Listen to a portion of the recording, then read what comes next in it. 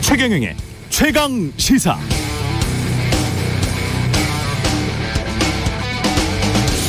네, 지난 금요일부터 뉴스가 많았습니다. 이재명 당대표의 최측근 정진상 실장이 구속됐습니다. 이재명 더불어민주당 대표는 자신의 SNS에 정치적 동지 한 명이 구속됐다. 유검무죄, 무검유죄다. 조작의 칼날을 휘둘러도 진실은 침몰하지 않는다. 이렇게 말했습니다. MBC에 대한 전용기 탑승 배제 등 대통령의 선택적 언론관에 대한 비판적 질문에 대해서 윤석열 대통령은 가짜뉴스로 동맹관계를 이간질하려는 아주 악의적인 행태를 보였기 때문에 헌법 수호 차원에서 취한 부득이한 조치다 이렇게 말했고요. 워싱턴 포스트, 뉴욕타임즈, 로이터, BBC 등 외신들이 이태원 참사의 원인과 책임 소재, 피해 유가족들에 대한 심층 보도를 계속 내보내고 있습니다. 북한이 또 대륙간 탄도미사일을 발사하면서 미국의 핵심 전략 무기인 B-1B 전략 폭격기가 한반도에 다시 전개됐고요. 서울의 집값 하락세는 계속되고 있고 지난주 발표된 한국갤럽의 윤석열 대통령 지지율은 29%, 미국 여론조사 업체 모닝컨설트의 지지율은 16%입니다. 네, 안녕하십니까. 11월 21일 세상에 이익이 되는 방송 최경영의 최강시사 출발합니다. 저는 KBS 최경영 기자고요. 예, 앞서 말씀드린 여론조사 한국갤럽이 지난 15일부터 17일까지 전국 성인 남녀 1,002명을 대상으로 조사한 결과 자세한 내용은 중앙선거 여론조사심의 홈페이지를 참조하시면 됩니다. 최경영의 최강시사 유튜브에 검색하시면 실시간 방송 보실 수 있고요. 문자 참여는 짧은 문자 50원, 긴 문자 100원이 드는 샵9730 또는 유튜브 무료 콩 어플 많은 이용 부탁드립니다. 오늘 최강시사 국정조사 투기 명단 제출 시한이 오늘까지인데요. 국민의힘 입장 송일종 정책위 의장 통해서 들어보고요. 민주당 복당을 앞둔 박지원 전 국정원장과 전국 현안들 자세히 분석해 보겠습니다.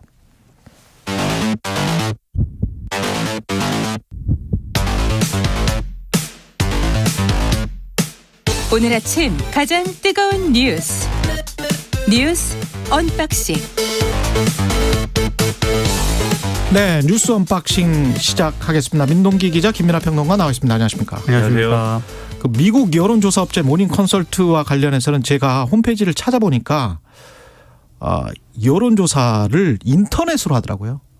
이거는 알려드려야 될 것 같기에 인터넷으로 하고 뭐 세계 한 22개국을 지금 하고 있는데 이 차이 조사 방법에 좀 차이가 있어서 그거는 여론조사 전문가들과 나중에 한번 왜 이렇게 격차가 있는지 한번 좀 이야기를 해보는 그런 시간을 가져도 좋을 것 같고요. 예, 그것과 관련해서는 모닝컨설트의 그 여론조사는 9일부터 15일까지 이거는 전 세계를 대상으로 한 거니까 그 기간은 좀 다를 수도 있을 것 같습니다.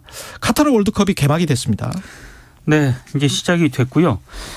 이 월드컵이 아시아에서 열리는 거는요. 2002년 한일 월드컵에 이어서 두 번째인데 단일 아시아 국가로는 최초입니다. 한국 축구 대표팀 같은 경우에는 한국 시간으로 24일 밤 10시에 우루과이와 이제 첫 경기를 하게 되고 가나하고는 28일 밤 10시에 경기를 치르게 됩니다. 포르투갈은 12월 3일 0시에 이제 경기를 치르게 되고요. 16강 진출할 수 있을지 여부를 두고 뭐 이런저런 내기들이 좀 많이 이어지는 것 같습니다.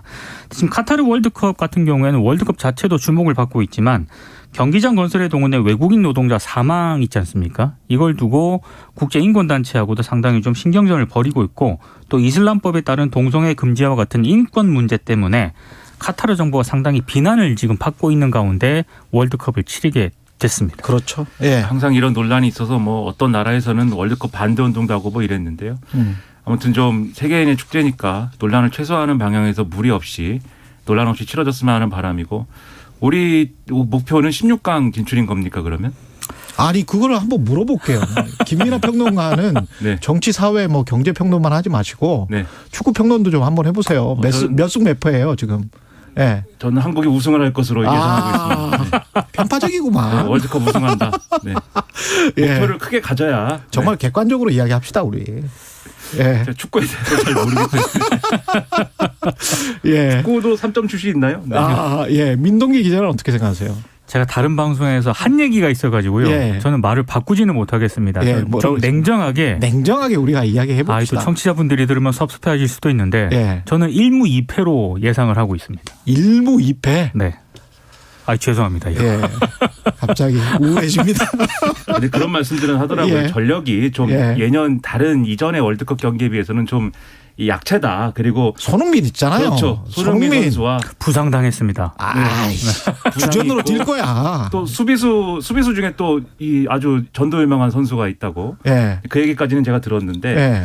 그러나 이제 아무튼간에 전력이 좀 이렇게 최강 시사의 최강의 전력은 아니지만 예. 잘할 것이다. 우승을 노려볼 만하다. 네. 예, 잠시 후 3부에서 한준희 KBS 해설위원과 자세히 이야기를 좀 해보겠고요. 대통령실 도스태핑 관련해서 이게 계속 꾸준히 우리 최강시사에서도 도스태핑 하는 거는 참 잘하고 있다. 취임 초부터 그렇게 이야기를 했었는데 가벽을 설치를 했다고 하는데 이게 무슨 가벽이죠? 청사 1층 로비에 이제 가벽이 설치가 됐습니다. 그러니까 이 가벽이 어디에 설치가 됐냐면요. 1층 기자실 바로 옆 공간에 설치가 됐거든요. 청사 현관이 보이는 지점이기 때문에 이 이제 가벽이 설치가 되면은 대통령실에 누가 출입을 하는지 이제 알 수가 없게 되는 그런 상황이 된 겁니다. 그럼 이걸 도대체 왜 설치했느냐? 대통령실 입장은 비공개 일정이 필요한 부분이 있는데 모든 상황이 노출되는 것은 바람직하지 않다. 이런 의견이 있어서 가벽을 설치한 것이다라고 해명을 했고요. 기자들이 물었습니다. 혹시 지난 18일에 MBC 기자와 이기정 국정홍보비서관 사이에 언쟁이 있었는데 이것과 연관이 있는 것이냐라고 물으니까 직접적으로 연관이 되어 있다고는 보지 않는다. 이렇게 얘기를 했습니다. 근데 지금 대통령실이 추가 공지에서 그 상황을 설명을 한 게 있습니다. 지난 2일에 윤 대통령의 외국 대표단 접견을 할 일이 있었는데 일부 출입 기자들이 사전 협의 없이 대표단을 촬영을 했다. 그래서 이게 무단 촬영이라는 그런 사실을 알렸음에도 촬영이 계속됐다. 그래서 이제 가벽을 좀 설치한 것이다. 이런 취지로 해명을 한 것 같습니다. 그런데 이제 한 영상 출입 기자가 일부 매체와 인터뷰한 내용을 보면은요.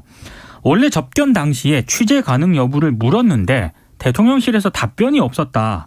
그리고 국민 관심사를 취재하지 않는 것도 이게 맞지 않다고 판단을 해서 그래서 이제 촬영을 한 건데 대통령실이 이게 무단 촬영이라고 해서 영상을 방송에 내보내지는 않았다. 이렇게 이제 조금 서로 다른 입장을 좀 밝히고 있는 것 같습니다.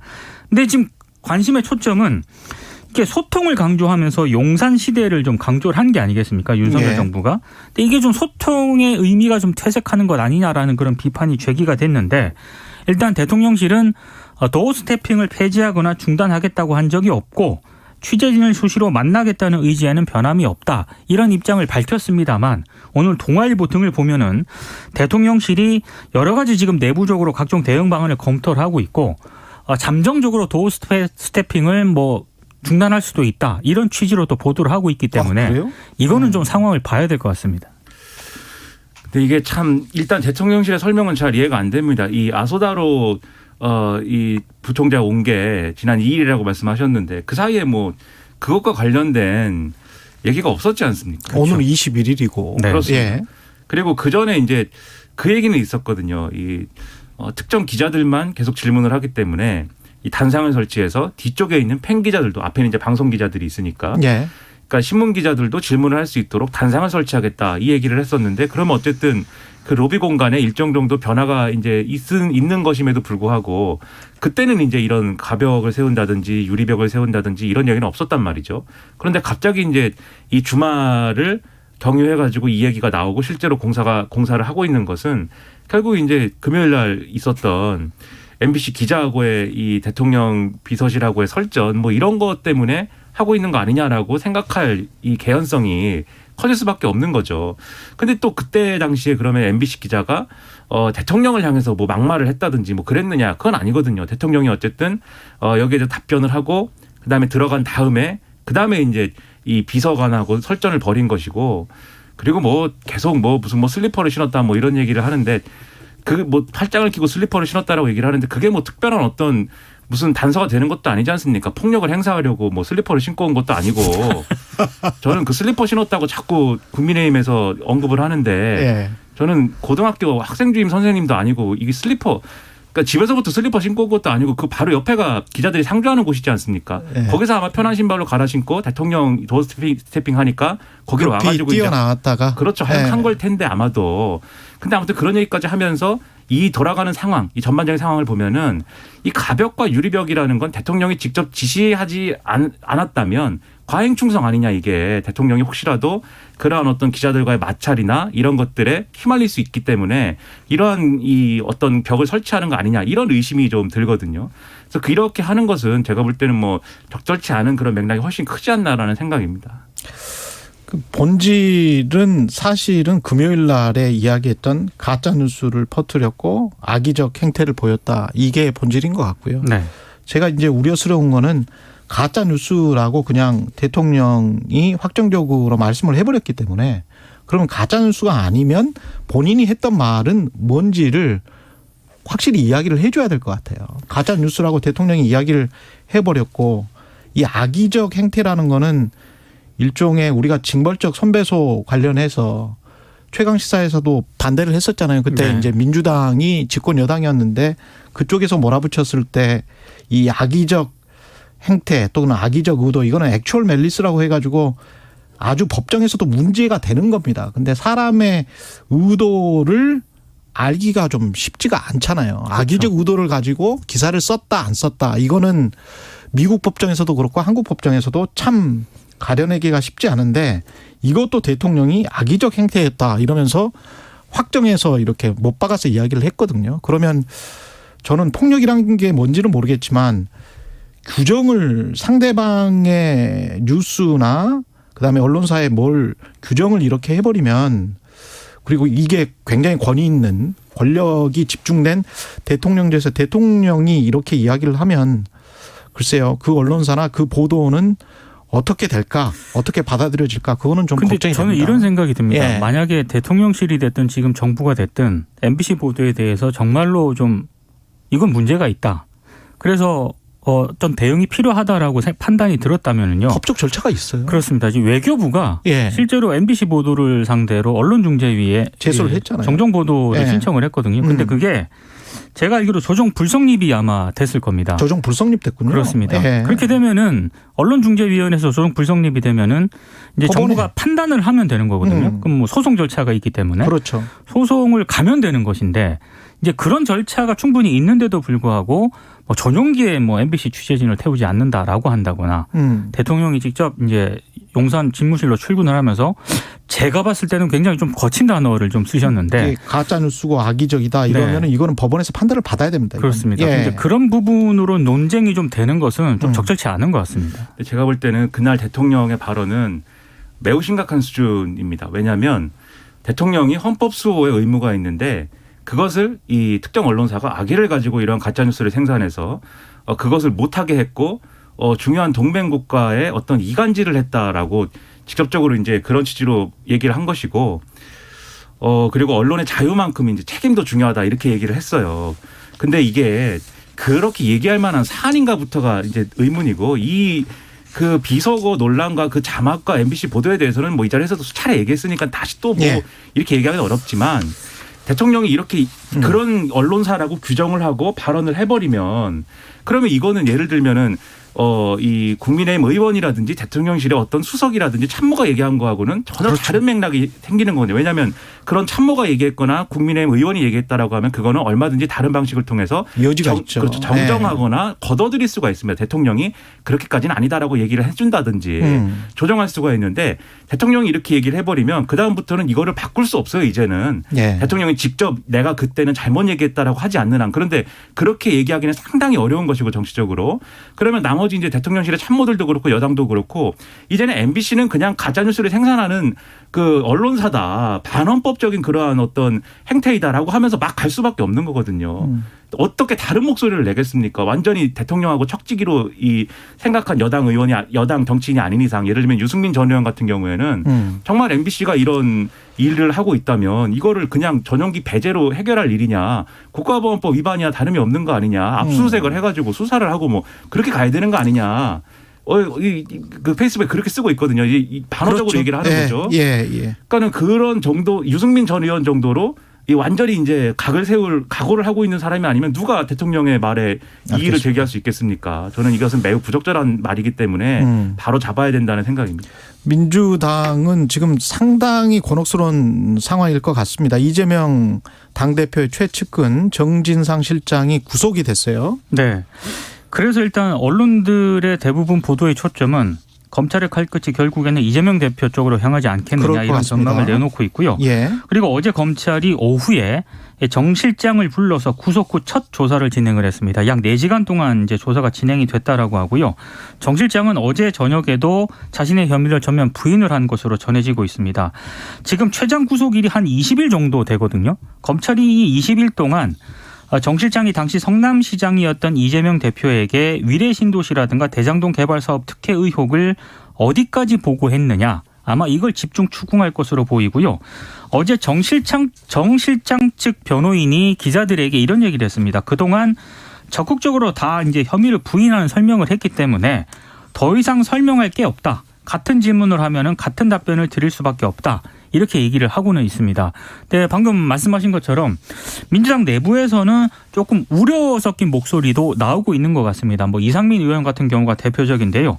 정진상 실장 같은 경우에는 개인의 영역에서 생긴 문제이기 때문에 개인이 법률적으로 대응을 해야 한다. 이런 입장을 피력을 하고 있고 예. 오늘 또 언론 보도를 자세히 보면 물론 이제 비명계 의원이라고 언론들이 좀 쓰고는 있습니다만 평범한 의원이라고 하더라도 보좌관이 2명이나 구속이 되면 결백만을 주장할 수는 없다. 최소한의 뭐 유감을 표시하거나 사과하는 게 당연하다. 이런 목소리도 조금씩은 나오고 있습니다. 그러니까 이게 정진상 실장이 구속됐다라는 것은 일단 몇 가지가 있는데 혐의가 소명됐다가 먼저 있는 것이죠. 그다음에 증거인멸의 우려 그리고 도망의 우려가 같이 이제 적시가 됐습니다. 법원의 이제 판단에 따라서 증거인멸은 이제 검찰이 압수수색을 했는데 국회 사무실에서 이제 컴퓨터에서 이제 OS를 재설치한 정황이 나왔다라는 것이고 그리고 이제 민주당사 압수수색에서는 이제 건진 게 없다라는 것이 이제 증거인멸의 우려로 판단된 것 같고 도망 우려라는 건 지금 주거지가 일정치 않다. 그러니까 자택은 성남에 있는데 여의도에서 계속 이제 숙식을 이제 해왔던 측면이 있기 때문에 이런 부분들을 고려해가지고 구속영장이 나온 것으로 이제 판단이 되고 그 이외에 예를 들면은 정진상 실장이 이재명 대표하고 정치적 공동체이기 때문에 정진상 실장이 받은 돈이라든가 대장동 일당과의 관계가 바로 이재명 대표의 혐의와 연결될 수 있는 것이냐 등등은 앞으로 수사와 재판을 통해서 밝혀가야 될 어떤 이 문제로 보이거든요. 그렇기 때문에 요거에 관련돼서는 이 정치인들도 그렇고 그다음에 우리 유권자들도 그렇고 그러한 부분을 감안해서 이제 사건을 봐야 될 텐데 문제는 지금 민 기자님 말씀하신 것처럼 그러한 이제 법적인 문제, 수사의 논리를 떠나서 정치적으로 이거 어떻게 할 것이냐. 요거는 또 달리 생각해 볼 부분이 있습니다. 지금 말씀하신 것처럼 국회의원의 경우에 자기 보좌관이 예를 들면 그렇게 뭐 구속이 됐다든지 하면 말씀하신 것처럼 일단 국민에 대해서 사과를 한다든지 뭐 이런 것들이 있어야 되는데 이재명 대표는 이제 정진상 실장 구속된 이후에도 이 페이스북이나 이런 걸 통해서 뭐 유검 무죄 무검 무죄 유검 무검 유죄냐 뭐 이렇게 쓰면서 이제 일종의 이제 이게 다 어떤 검찰 수사의 어떤 조작이나 뭐 이런 가능성들을 예고를 하고 있는 거잖아요. 그런 것들을 시사를 하고 있는데 그런 태도로만 계속 갈 수 없는 것이다. 이것은 그런 생각이 들고 어쨌든 측근들이 김용보 원장도 그렇고 정진상 실장도 그렇고 구속이 됐다라고 하면 거기에 대해서 일정 정도 혐의가 소명된 것이기 때문에 이게 이재명 대표가 돈을 받은 거냐는 별개로 이 사람들에 대해서 어떤 입장이 있어야 되는 것이죠. 그래서 그런 점에서 민주당이 책임 있는 입장 표명을 하기를 바라고 있습니다. 이재명 대표는 이 사람들에 관해서 입장 표명을 한 거 아니에요? 그러니까 김용 부실장에 관해서는 그 돈을 받지 않았던 것으로 믿고 있다. 결백하다고 믿고 있다. 네. 그리고 정진상 실장과 관련해서는 정치적 동지 한 명이 구속됐다. 이렇게 이야기를 했기 때문에 검찰이 정치적 공동체라고 이야기를 했습니다만 이게 이제 법적으로 어떻게 증명할지는 모르겠어요. 하지만 이재명 당대표는 스스로 이 사람들과 이 보좌진과 정치적 공동체라고 스스로 지금 이야기를 해버린 거예요. 그런 거랑 다름이 없게 돼버린 거죠. 그런 거랑 다른 게 없게 됐기 때문에 만약에 이 두 사람 중에서 한 명이 돈을 받았다는 게 1심 과정이랄지 뭐 이런 게 상당히 좀 명확한 팩트로 확인이 된다면 그러면 이재명 당대표는 지금 스스로 책임을 지는 정치적 책임을 지는 과정으로 지금 들어가 버렸다. 예, 그렇게 판단할 수밖에 없을 것 같습니다. 이제 그래서 이제 예. 남욱 변호사가 오늘 자정을 기해서 석방이 되지 않았습니까? 석방이 됐을 때 기자들이 계속 그 질문을 했는데 죄송합니다 이렇게 얘기를 하고 이제 별다른 얘기는 안 했습니다. 근데 이제 남욱 변호사가 이번에 검찰 수사에 상당히 협조를 한 것으로 알고 있고요. 그리고 이 검찰의 판단, 뭐 수사라든가 이 과정 역시 남욱 변호사 진술에 상당히 기초한 것으로 보여지는데 문제는 이 남욱 변호사 말이 대체로 전해 들었다는 그런 내용이기 때문에 대장동 사업과 이재명 대표의 직접 관련성을 입증하는 증거로 활용되기는 쉽지 않다. 이런 반론도 있거든요. 예. 그러니까 앞으로의 검찰 수사라든가 뭐 재판 과정이라든가 이게 상당히 장기간 동안 진행될 가능성이 좀 있습니다. 그러니까 오늘 동아일보를 보면은 검찰은 거의 이재명 대표를 연내 조사한다 이 얘기를 맞습니다. 하고 예. 근데 다만 그거 쉽지 않다라는 전망 지금 말씀하신 것처럼 물증이 없으면 쉽지 않을 거다라는 전망이 엇갈리고 있어서 이거 관련돼서는 앞으로 진행되는 걸 지켜보시죠. 예, 뉴스 박신 민동기 기자 김민아 평론가였습니다. 고맙습니다. 고맙습니다. KBS 1라디오 최경영의 최강사 듣고 계신 지금 시각 7시 40분입니다. 날씨 정보입니다. 현재 내륙 곳곳에 짙은 안개가 껴 있습니다. 무안과 광주, 사천공항에 저시장 경보가 발효 중인데요. 운항 정보 확인하시는 게 좋겠습니다. 따뜻한 늦가을입니다. 오늘 서울 아침 기온 9도대로 시작하고 있는데요. 낮 최고 기온 서울 16도, 대전 18도, 대구 19도 등 14도에서 21도 분포를 보이겠습니다. 오늘 대체로 맑다가 오전부터 높은 구름만 많이 들어오겠고요. 내일은 흐려져서 전국적으로 비가 내릴 텐데 비의 양은 동해안으로만 20에서 60mm로 좀 많고 그 밖의 지역 5mm 안팎이 되겠습니다. 지금 서울의 기온은 9.2도, 습도는 56%입니다. 날씨 정보였고요. 다음은 이 시각 교통 상황 알아보겠습니다. KBS 교통정보센터의 이승미 씨입니다. 네, 이 시각 교통 상황입니다. 서해안고속도로 목포 방향 출근 정체 팔곡분기점에서 화성 휴게소까지입니다. 경부고속도로 서울 방향으로는 안성분기점에서 사고 여파로 정체가 되고요. 이후 기흥에서 죽전 휴게소까지, 판교에서 반포까지 밀리고 있습니다. 남부권 부산 외곽고속도로 창원 방향으로는 철마 4터널 출구에서 화물차 화재 사고가 발생해서 2차로 막고 처리 작업하고 있습니다. 부근 2km간 지나기 어렵습니다. KBS 교통정보센터였습니다. 오늘 하루 이슈의 중심. 당신의 아침을 책임지는 직격 인터뷰. 여러분은 지금 KBS 1라디오 최경영의 최강시사와 함께하고 계십니다.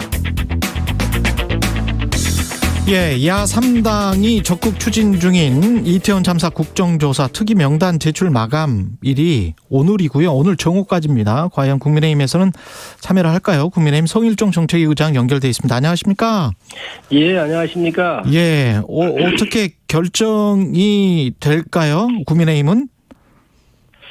저희가 국정조사를 반대한 적이 없습니다.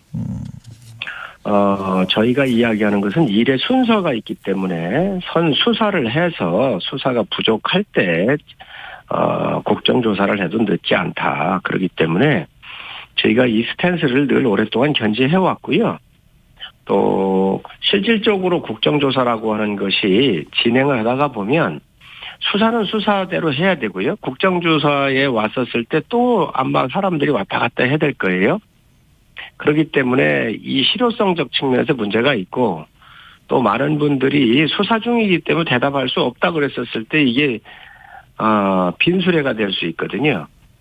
그렇기 때문에 이 부분에 대해서는 분명한 입장은 저희는 반대하는 게 아니라 일의 순서에 맞추어서 수사를 하고 그에 따라서 부족했을 경우는 언제든지 하겠다라고는 입장을 이미 밝혔죠.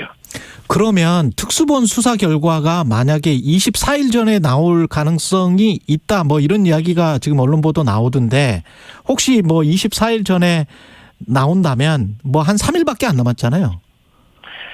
수사를 기한을 설정하고 수사를 하는 경우는 거의 없지요. 네. 이게 빠를 수도 있고 늦을 수 있고 수사는 수사대로 또 정해져 있는 스케줄과 또 협조에 따라서 가는 것이기 때문에 국조의 수사를 맞춘다는 것은 이상할 수 있죠. 그래요. 근데 지금 말씀하시는 걸로는 상당히 이제 조건부 수용 쪽으로 많이 기울어진 것 같다는 생각도 드는데 혹시 오늘 뭐 일단 명단 제출은 하고 뭐 기간은 나중에 정하는 뭐 이런 방법도 있지 않나요, 혹시? 그런 거는 생각해 본 적이 없습니다. 아, 그리고 그래요? 저희 당의 일관된 입장은 예. 처음부터 끝까지 수사를 지켜보고 미진하면 저희가 요청할 겁니다. 아, 그래요? 예, 그러면 저희가 요청할 수도 있습니다. 예. 가령 24일에 특수본 수사 결과 여부에 따라서 뭐 야3당이 뭐 단독으로 처리하겠다 이러면은 어떻게 하는 겁니까, 국민의힘은? 야당에 의해서 여야 합의 없이 단독 처리된 선례가 지금까지 한 건도 없습니다. 특히 이번 같은 경우에 이 국정조사의 요구서 내용을 보면 대통령실 용산 이전이 이번 이태원 참사 사건하고 무슨 관련이 있죠? 마약 범죄 단속 처리 때문에 이태원 참사가 난 것처럼 이런 요구를 했는데 이게 완전히 정치적인 요구잖아요. 그렇기 때문에 저희 당이 이것을 이렇게 쉽게 받을 수 있는 사항이 아닙니다. 그리고 수사를 지켜보고 미진하면 그때 해도 늦지 않습니다. 그 대통령실 용산 이전 관련해서 말씀을 하셨기 때문에 예산안과도 이게 좀 연계돼 있잖아요. 민주당 쪽에서는 이제 대통령실 이전 관련 예산 뭐 거의 다 삭감하겠다는 입장인 것 같은데 어떻게 보십니까? 예산안 관련해서는 여야 저는 이번 예산안을 하는 것 이렇게 예. 보면서 정말 국정 발목 잡기하고 감정 처리를 제대로 하지 못하는 감정 예산이라고 생각을 합니다. 감정 예산이다. 예. 그렇습니다. 지금 청와대에 있었던 영빈관을 수리해서 쓸라 하더라도 그게 굉장히 낡았잖아요. 그래서 497억을 이걸 이제 영빈관을 지켰다라고 예산을 올렸더니 뭐 난리가 났었지 않습니까? 그래서 이거를 대통령실이 안 하겠다라고 선언을 했고요. 예. 또 용산공원에도 용산공원 조성은 문재인 대통령 때부터 한 겁니다. 그래서 거기에 303억인가 이렇게 들어가 있는데 이것도 못하게 막고 있어요. 또 공공 분양주택 같은 경우 1조 1,300억 정도가 되는데 이것도 못하게 막고 있고 청와대가 이미 국민품으로 돌아간 거 아닌가요? 그래서 이 개방과 활용하는데 한 60억 정도도 깎고 그랬는데 이런 것들이 과연 윤석열 대통령의 중점 추진 사업이라고는 생각만 들면 무조건 이거를 다 깎아버렸는데 이것은 감정 예산이라고 생각을 합니다. 혹시 합의가 될 지점들 뭘 이렇게 허용을 하면 뭘 또 내주겠다 뭐 이런 것들은 혹시 없을까요? 아직 거기까지는 일이 진행이 안 됐고요. 이제 감액을 했고 진행하는 단계에 있기 때문에 아마 여야가 머리를 맞대고 이 부분에 대해서 서로 좀 절충을 하면 늘 합의점에 도달하곤 했었습니다. 지금 12월 2일이 법정 시한이기 때문에 그 다음에는 기본적으로 뭐 공무원들 월급 지급하고 이런 예산만 쓸 수 있는 거 아니에요? 준예산 상황이 되는 거죠? 그렇게 되면. 뭐 거기까지는 생각을 안 했고요. 저희 여당의 입장에서는 12월 2일이 헌법에 명시되어 있는 본회의 자동 부의권이 부여되는 날입니다.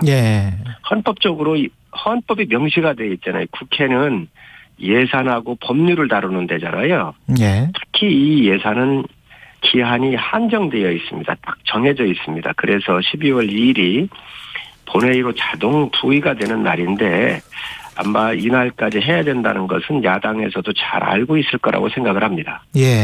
금투세 관련해서는 민주당이 거래세를 0.15%로 낮추고 양도소득세를 10억에서 100억으로 높이려는 정부 방침을 철회하면 금투세 2년 유예는 적극 검토하겠다. 뭐 이렇게 다시 제안을 해왔는데 어떻게 보십니까 이거는? 집값이 많이 올라서 우리 중산층들이 어렵고 특히 봉급 생활자들이 어렵잖아요. 그래서 월급을 아끼고 또 마이너스 통장도 이렇게 헐고 해서 주식시장에 조금씩 투자도 하고 이렇습니다. 그런데 이제 개미들이라고 그러시잖아요. 이분들의 그 생존과 관련된 절박한 이런 문제여서 이것을 유예해달라고 그러는 건데 글쎄 이걸 2년 동안 유예를 하면 되는데 여기에 웬 이러한 많은 조건들이 붙는지 모르겠어요. 그래서 중산층을 위한 길입니다. 그렇기 때문에 또 이게 경기 상황이 좋으면 또 이야기가 틀릴 수 있는데 지금 3구 현상에서 세계가 다 어렵고 특히 우리의 증시가 많이 떨어졌잖아요. 예. 그렇기 때문에 이럴 때 화답을 하는 거 좋은데 뭐 조건이 필요한지 모르겠습니다. 근데 주식 소득세 뭐 10억에서 100억으로 높이려는 정부 방침이랄지 증권거래세를 0.15% 이거 정도는 받을 수도 있지 않을까요? 여당에서? 원칙에 대한 문제죠. 예. 지금 0.23%인데 이걸 0.2로 낮추는 거 예. 이렇게 해서 이미 정부가 발표하겠다라고 얘기를 했고요. 아. 주식에 대한 한도 문제는 그 연말 가면 이 한도를 비켜나기 위해서 계속 시장에 투매를 한 경우가 있었어요. 예. 그래서 이런 문제를 방지하기 위해서 지금 어려우니까 2년 유예하는 겁니다. 그래서 핵심의 포인트는 이 2년 유예하는 거에 계속 이러한 뭐 조건을 불구하지 말고 저는 원칙대로 처리를 좀 해주십사 하는 말씀을 드립니다. 예.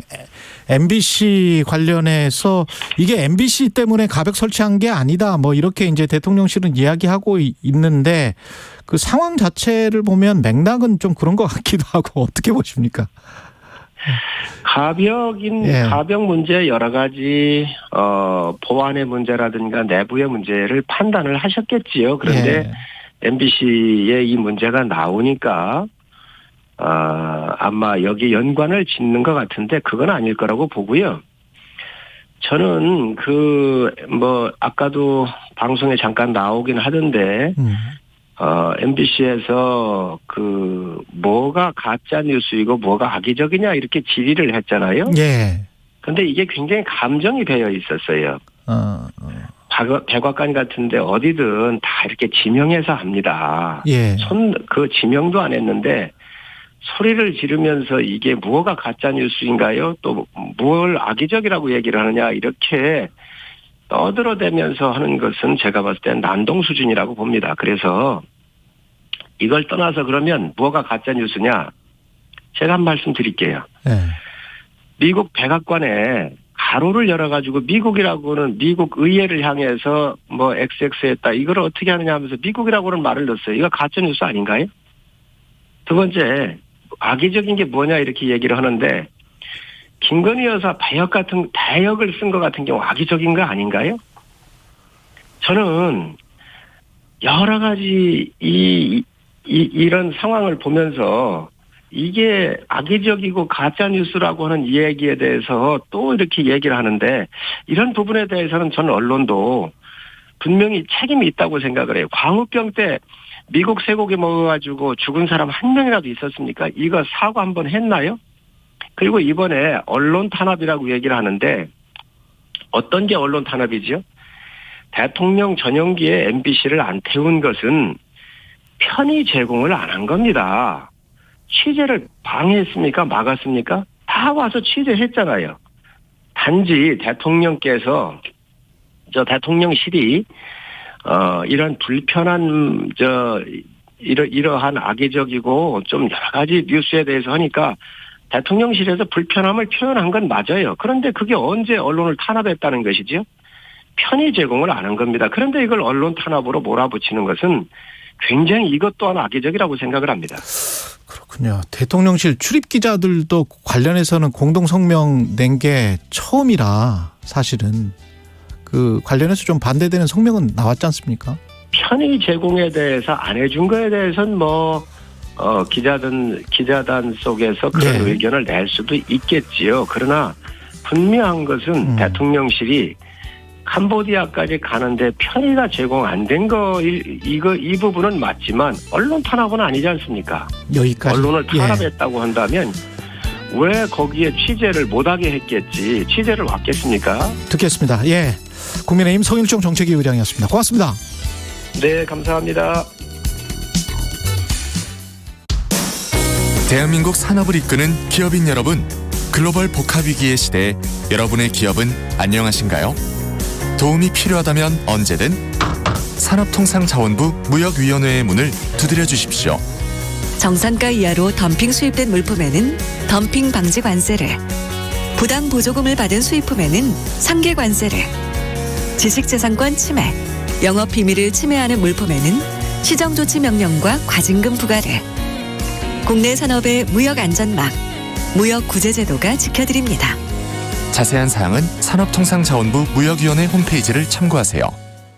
물로 인한 재난 피해 중 태풍과 홍수보다 더 무서운 피해가 있다는 거 알고 있나요? 그건 바로 가뭄입니다. 우리 주변에서도 가뭄으로 인해 단수를 경험한 사람이 늘어나고 있다는데요. 물 부족, 내가 겪게 된다면 정말 불편하지 않을까요? 물 부족 극복을 위해 하수를 정화해 식수로 활용한 싱가포르처럼 우리도 떨어지는 빗물을 모으고 하수를 깨끗하게 처리한다면 얼마든지 물을 재이용할 수 있습니다. 일상 속 물 부족 극복, 물 재이용에 여러분도 동참해 주세요. 이 캠페인은 환경부와 한국환경공단이 함께합니다. 원재재 가격이 올라도 거래가 끊길까봐 납품 단가 올려달라고 말을 못해요. 최소한 원자재값 변동분만큼은 반영해줘야 되는 거 아닙니까? 원자재값 변동이 심할 때 가장 어려운 것이 중소기업입니다. 최소한의 안전판을 마련해 주세요. 중소벤처기업부 장관 이영입니다. 원재료 가격이 오른 만큼 납품대금에 제대로 반영되면 얼마나 좋을까요? 당연하지만 당연하지 않았던 거래 관행. 이제 납품대금 연동제로 중소기업 여러분의 어려움을 해결해 드리겠습니다. 재난 현장은 굉장히 혼란스럽습니다. 그리고 굉장히 마음의 충격을 받은 분들도 많이 있는데 좀 조용하게 안정되게 상담을 할 수 있는 공간도 그래서 여의치가 않아요. 2022 KBS 연중기획 기억을 기록하다. 저는 국립정신건강센터에서 국가트라우마센터장을 맡고 있는 정신과 전문의 신민영입니다. 저희가 2018년도에 국가트라우마센터가 개소를 할 때 마음 안심버스를 저희가 만들었는데 좀 혼란스러운 현장에서도 안정되게 상담을 할 수 있는 그런 공간, 그리고 더 나아가서는 이 버스를 보기만 해도 마음이 조금 더 안심이 되고 위안을 얻을 수 있는 그런 치료적인 장치인 거죠. 이제 목격자분들, 부상자분들은 그때의 잔상들에 대한 얘기를 많이 하셨습니다. 저희가 재경험이라고 얘기하는 증상인데요. 불쑥불쑥 그 감각과 관련된 그 떠올림, 재경험 증상을 많이 호소하셨고 직접적인 관련은 없는 분들도 계셨습니다. 이를테면은 트라우마 경험을 가지신 분들인 거예요. 그런 경험이 있으신 분들은 과거의 상처까지도 이제 올라오는 그런 경험들을 다시 하시게 됩니다. 정신건강 위기상담 전화가 있습니다. 1577-0199라는 365일 24시간 운영되고 있어요. 국가트라우마센터 신민영 센터장은 기억합니다. 이태원 참사 직후 심리지원단을 꾸렸습니다. 흔히 트라우마는 살아남은 사람들의 고통이라 불립니다. 대형 참사를 반복적으로 겪으며 극심한 트라우마에 시달리는 대한민국. 더 늦기 전 심리적 응급처치가 필요합니다. 당신과 대한민국의 기억, KBS가 기록합니다.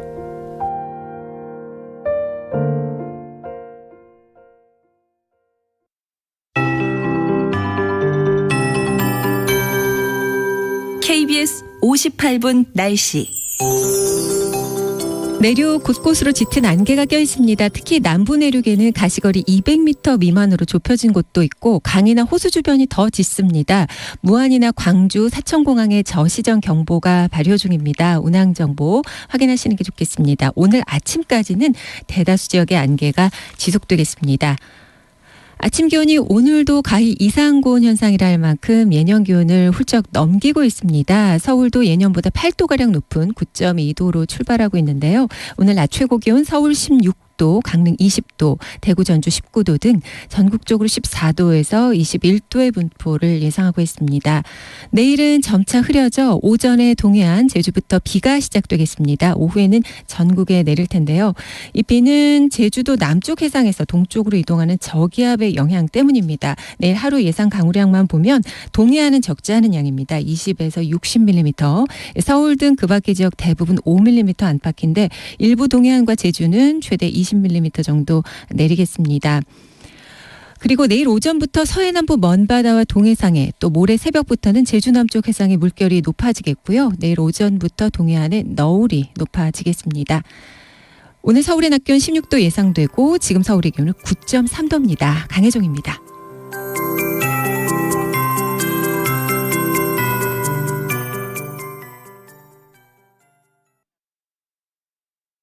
정성을 다하는 국민의 방송 KBS가 8시를 알려드립니다. AM 711kHz, FM 97.3MHz, KBS 1라디오입니다. HLKA.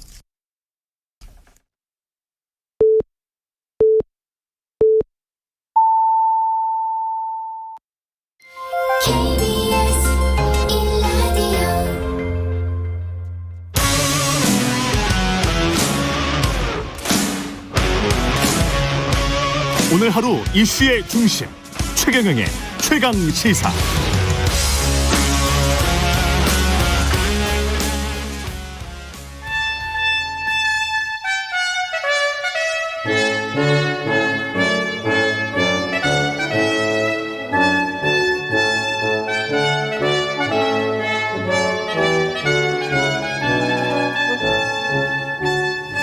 네, 영원한 현역 박지원 전 비서실장과 함께하는 고품격 정치 토크 박지원의 정치의 품격 시즌2 박지원 전 국정원장이자 전 대통령 비서실장 나와 계십니다. 안녕하십니까? 네, 안녕하세요. 예. 지금 방금 전에 이제 성일종 정책위 의장과 그 첫 질문도 이거였는데 가벽을 설치하는 이 벽이라는 게 상징적인 의미도 있고 그래서 안 설치하던 게 또 가림벽이 설치되니까 언론과의 불통 같은 그런 느낌도 들고 그런데 왜 설치했을까요? 그러니까 이분들이 용산으로 옮기면서 네. 완전 무결하게 대비를 하고 옮겼어야 되는 거예요. 멀쩡한 청와대 두고 그리 옮겨가지고 그냥 기분 들떠서 도어 스태핑 신선하게 한다. 어떤 대통령이 했냐고 자랑스럽게 했지만은 저는 수차 얘기를 했지만은 전 세계 어떤 대통령도 어떤 내각제의 총리도 출퇴근하는 사람이 없습니다.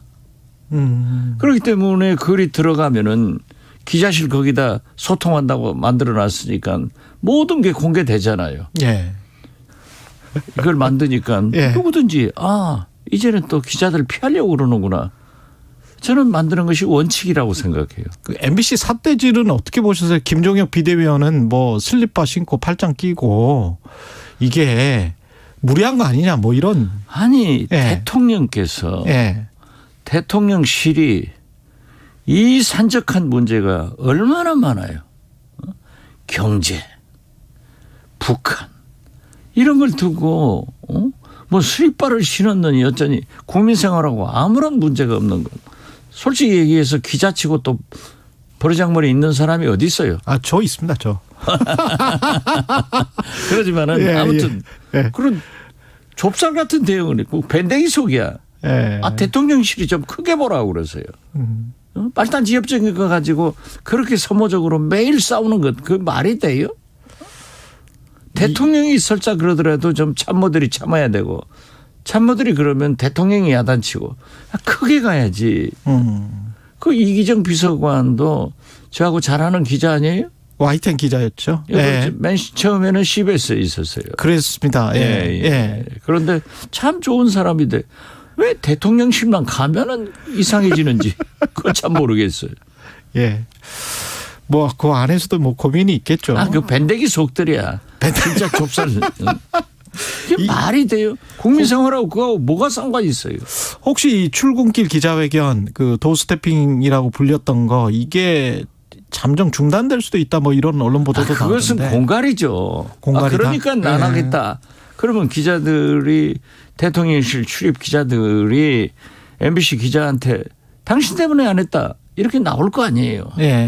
사실 말이죠. 올바른 기자들이라고 하면은 저 캄보디아 가시면서 비행기 타지 말라고 했으면 같이 안 탔어야 되는 거예요. 기자들이 그 결기가 있어야지. 권력을 향해서 강하게 나가야지. 권력 없는 우리 같은 사람한테 강하게 나가면 뭐가 기자예요. 말도 안 되지. 근데 이제 뭐 기자들 입장을 제가 뭐 두둔하는 거는 아니지만. 두둔하면서 왜 아니지만 그래. 그때 그 공동성명 이제 39대 6으로 공동성명이 나왔었잖아요. 나왔죠. 그렇기 때문에 제가 거듭 말씀드리지만은 대통령은 국민을 대표하는 국가 수반이고 국가 원수예요. 그렇지만 기자는 국민 1호예요. 국민 1호다. 그렇죠. 대통령이 기자를 통해서 국민을 접하게 되는 거예요. 대통령실에서 매일 국민들한테 연설하십니까? 면담을 하십니까? 기자는 국민 1호 국민이라고 하는 것은 대통령이나 정치인들은 맨 먼저 기자를 통해서 국민하고 소통이 되는 거예요. 이 중요한 것을 하면 생각을 해야지. 저는 그래요. 뭐 헌법 수호를 위해서 MBC 기자한테 비행기 안 태웠다? 제가 헌법 보니까 언론의 자유는 보장하라고 했지만은 기분 나쁜 기자 비행기 태우지 말라는 것은 하나도 없더라고요. 그게 말이 돼요? 근데 지금 말씀하신 것처럼 대통령실 출입 기자들이 공동 성명 내고 이런 거는 헌정사상 제가 보기에는 제 기억에는 처음이거든요. 그렇죠. 보통 대통령실 출입 기자들은 대통령에게 호의적인 그 경향이 있었는데 이렇게 이제 문제를 좀 키우는 것 같단 말이죠. 대통령실이. 아니 글쎄요. 대통령이 지금 산적한 국정을 풀어나가셔야지. 대통령께서나 대통령실은 아무것도 아닌 좁쌀을 크게 문제를 만들어가면 그게 되겠냐고요. 그래서 문제를 풀어가는 대통령이 돼야지 문제를 매일 만들어가는 대통령이 돼서는 안 된다. 그리고 그 문제가 예를 들면은 북한의 ICBM 발사나 경제 문제 이런 큰 문제를 대통령이 가지고 말씀을 하셔야지 그 밤낮 뭐 쓰리바를 신었느니 무슨 뭐 비행기를 안 태우느니 그게 말이 돼요? 그리고 80여 명의 기자 중에서 전역에서 2명만 데리고 가서 네, 그 취재에 응하지 않았는데 뭐가 그것이 잘못이냐 이런 건 태도가 아니죠. 이건 국민을 무시하는 거예요. 근데 이게 이제 여당에서 나오는 목소리도 있고 지금 말씀하신 게 이 대통령실의 비서관들이 하는 이야기도 있고 대통령이 하는 이야기도 있고 그런데 뭐가 누구의 진이라고 보십니까? 이게 진짜 어떤 대통령 진이죠. 대통령이 진이라고 보세요? 그렇죠. 대통령이 태우지 말라 했으니 안 태웠고 대통령이 2사람 불러갔으니까 불러간 거지. 그럼 누가 했어요? 근데 이게 좀 상식적으로 이해가 안 되는데 이렇게 하면 대통령한테. 상식적으로 이해가 되지 않는 일을 대통령께서 하시니까 자꾸 문제가 부각되잖아요. 그냥 대통령한테 별로 안 좋을 것 같아서 지지율이나 뭐 이런 거에도. 근데 옆에서 뭐 혹시 그런 걸 코칭을 한달지 뭐 이렇게 하는 참모들이 든든하게 버텨준다면 뭐가. 그런 참모도 없고. 그런 참모도 없습니까? 사실 거듭 말씀드리지만 대통령이 화내서 그러면은 대통령실에서는 MBC 기자도 그냥 비행기 태웠어야 맞는 거예요. 그래가지고 비행기에서 대통령 제가 태웠습니다. 크게 생각하십시오 하면은 대통령이 내리라 할 거예요. 공중에서 던져버릴 거예요. 그건 못하는 거지. 그걸 그렇게 풀어가야지. 아니 집에서 아버지가 화내시면은 어머님이 달래잖아요. 어머님이 화내시면은 자식들 아버님이 달래고. 이게 서로 아담 스미스의 분업이야, 분업. 이거 도대체 말도 안 되는.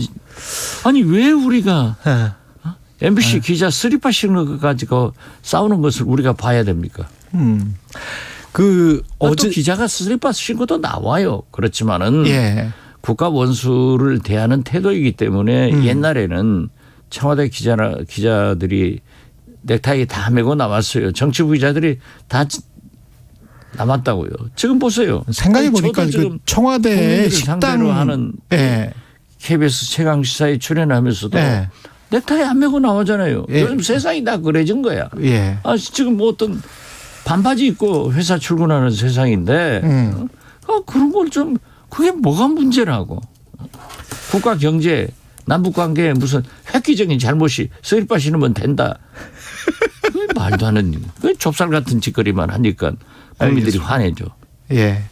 그리고 그러니까 그렇게 지지도가 떨어지는 거예요. 갤럽도 20%대로 떨어졌지만은 모닝 포스트 미국 모닝 컨설트 미국 그거 보세요. 22개국 국가 원수를 했는데 우리 윤석열 대통령이 16% 22개 정상 중 꼴등이에요. 얼마나 부끄러운 일이에요.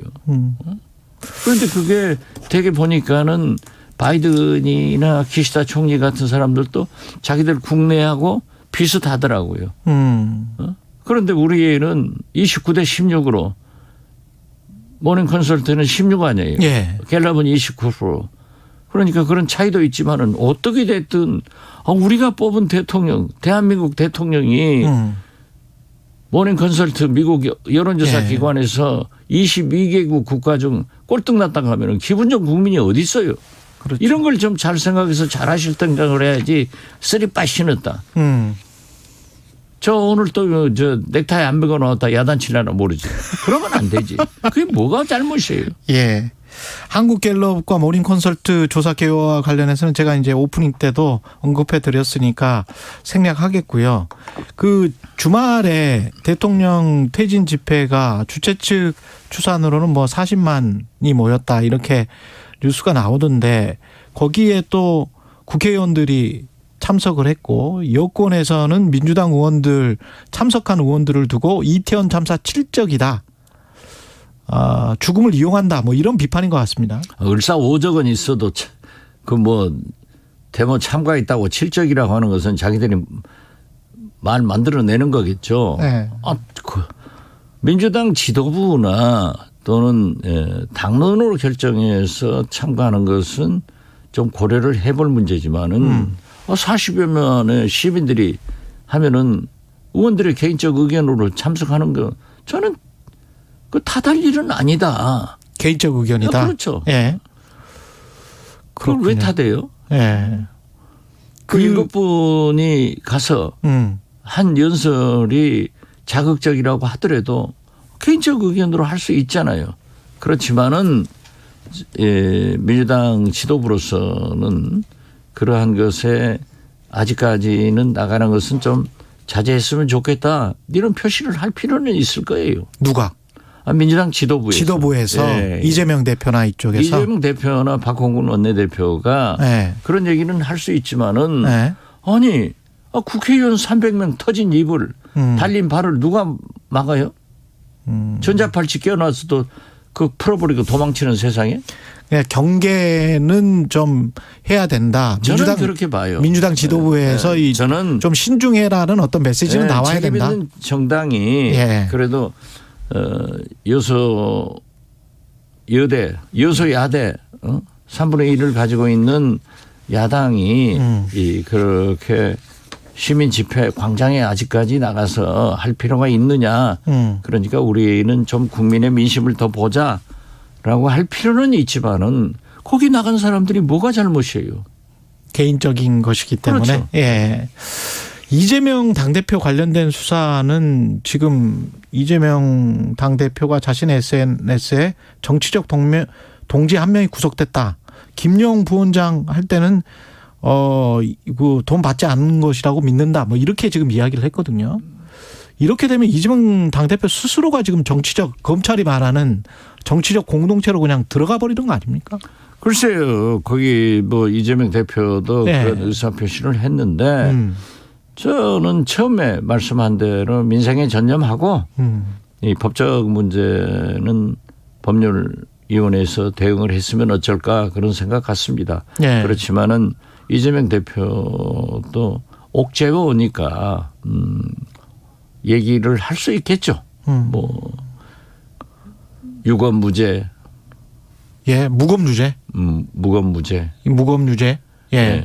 근데 유검무죄, 무검유죄는 어떻게 생각하세요? 정서적으로는 이게 지금 그렇잖아요. 공권력이 선택적으로 적용하니까 하고 있다. 하고 있죠. 자기들 것은 안 하잖아요. 자기들 것이라면 꼭 그것을 제가 얘기해야 돼요. 다 알잖아요. 이제 국민 모두가 얘기 안 해도 알아요. 아니 왜냐하면 촛불 집회나 뭐 이런 데서 김건희 특검 이런 이제 그 편말 같은 게 나왔었잖아요. 그러니까 편말 같은 게 나온 게 아니라 뭐 이분 비틀어져도 말은 바로 했다고 거기 40만이 들고 있는 팻말은 김건희 특검 윤석열 퇴진 아니에요. 저는 그 윤석열 퇴진 같은 거 이런 것이 바람직하지 않다 이거예요. 지금 집권 6개월 됐는데 그렇게 자꾸 헌정 질서가 중단되는 그런 사태로 가면 되겠느냐. 그렇기 때문에 민주당 의원들이 참석하는 것은 바람직하지 않다라고 지도부에서 얘기할 필요가 있다. 그러나 의원들이 개별적으로 거듭 말씀드리지만 대한민국 국회의원 300명 터진 입 달린 발 누가 뭐 컨트롤해요? 그렇기 때문에 갈 수는 있는데 그러한 구호가 문제가 되지 않느냐. 그리고 김건희 특검 다 얘기했던 거 아니에요? 그렇지만 이재명 대표가 이재명 특검만 하고 윤석열 대통령의 저축은행 비리, 김건희 특검, 장모 특검 안 해도 좋다라고 했으면은 다 아는 거 아니에요? 근데 이재명 당대표 연내 소환설에 관해서는 어떻게 생각하십니까? 그건 언론이 그렇게 지레 짐작해서 기사를 쓰는 것은 어쩔 수 없는 일이죠. 그렇지만 저는 분명히 얘기합니다. 지금 유동규, 뭐 남욱 변호사, 김만배 씨 다 구속기한 만료로 다 석방되잖아요. 그러면은 그분들이 무슨 말을 하는가 하는 것은 사실 따질 필요가 없죠. 그렇지만은 김용, 정진상 두 이재명 대표의 정치적 동지들이 부인하고 있잖아요. 그렇기 때문에 과연 거기에서 어떻게 진전돼서 이재명 대표한테 연결되느냐 이것이 문제이지 연결 안 되는데 어떻게 잡아가요? 어떻게 불러가요? 그래서 언론도 그러한 것은 정치적으로 뭐 국민의힘에서는 공격할 수 있지만은 신중한 접근이 필요하다. 저는 그렇게 생각합니다. 물론 언론이야 그렇게 얘기를 하니까 그렇게 보도를 하겠죠. 그리고 전 국정원장을 지내셨기 때문에 그리고 뭐 비서실장도 하셨지만 이 북한 문제와 관련해서는 그 대륙간 탄도미사일을 발사했는데 발사할 때 미사일 발사장에서 딸의 손을 잡고 있는 모습도 공개를 했단 말이죠. 김정은 위원장이. 이 어떤 메시지가 있는 겁니까? 저는 이례적으로 그 ICBM 이번에 성공한다 하는 것을 국내외에 즉 북한과 국제사회에 자랑하려고 확신을 심어주려고 데리고 나왔다 하는 것도 있지만은 지난 9월 달에 김정은 이설주 딸이 공연을 했다 하는 식으로 외신에 보도됐잖아요. 그때도 저는 아닐 거다. 그 딸 이름이 주애인데 김주애의 친구가 한 것 아니냐. 그래서 고위층 딸이나 손녀딸일 거다. 이렇게 생각을 했는데 왜 안 했냐. 그러면은 김정은, 김여정도 그 나이 어간에 스위스로 유학을 갔거든요. 그러니까 큰 애들이 셋이에요. 김정은이 지금 알려진 것은 첫째는 아들, 둘째가 주애, 딸, 셋째는 성명 미상이지만은 제가 알고 있기로는 아들로 생각합니다. 그렇기 때문에 큰 아들과 이 큰 딸 둘째를 스위스로 유학을 보낼 것 아니냐. 그러면은 공개를 하면은 안 되죠. 그렇죠. 그런데 이번에 공개를 한 것을 보면은 김정은이 굉장히 그 딸을 예뻐한다고 그래요. 그렇기 때문에 저는 국내에서 교육시키는 것 아닌가. 북한? 북한에서. 그렇게 봤어요. 그런데 모르죠 뭐. 그러면서 혹시 뭐 후계자 뭐 양성 뭐 이런 것까지는 아니겠죠? 그렇게까지는 하지 않을 거예요. 그래도 아들이 있는데 북한 사회에서 아직까지 여성 후계자를 내세운다 이런 것은 아닐 겁니다. 지금 보면은 자기 고모 김영희, 자기 동생 김여정을 보더라도 상당한 백두혈통으로서 지도자로 양성시키는 것은 사실이죠. 그렇지만은 거기가 김정은의 후계자가 된다. 그리고 김정은이 후계자를 만드는 데는 너무 나이가 젊고 또 건강도 괜찮기 때문에 그렇죠. 아직 그렇지는 않을 것이다. 저는 그렇게 봅니다. 예, 여기까지 듣겠습니다. 예, 정치의 품격 박지원 전 국정원장이었습니다. 고맙습니다. 감사합니다. 예. 여러분은 지금 KBS 1라디오 최경영의 최강 시사와 함께하고 계십니다.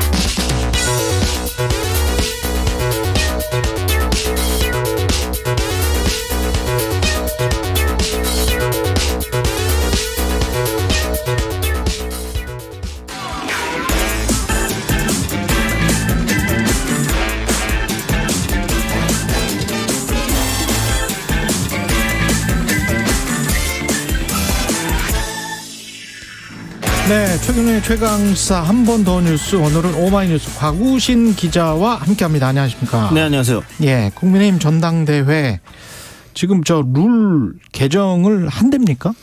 그러니까 원래 국민의힘은 잘 아시는 것처럼 당대표 뽑을 때 당원 투표 70, 여론조사 30, 이 7대3 비율을 적용을 하고 있는데요. 예. 이 비율을 당원 투표 90, 여론조사 10, 9대1로 개정하자는 목소리가 사실 이전부터 간간히 나왔었는데 그 전에 5대5 한 적 있잖아요. 그거는 뭐 좀 약간 예외적인 경우였어요. 네. 그래서 원래는 7대3이었고. 네, 그래서 국민일보가 보도를 한 내용을 보면요. 이 9대1 룰로 새 당대표를 뽑아야 한다는 움직임이 친윤계를 중심으로 본격화되고 있다라면서 이 한 친윤계 의원의 이 발언을 이 기반으로 삼아서 보도를 했습니다. 그래서 만약에 이렇게 룰이 변경되게 되면 아무래도 아직까지 당내 좀 중심을 잡고 있는 친윤 세력이 더 유리하지 않겠냐, 이런 지적이 나오고 있죠. 근데 친윤이라는 게 서로 뭐 친윤이라고 하니까 네?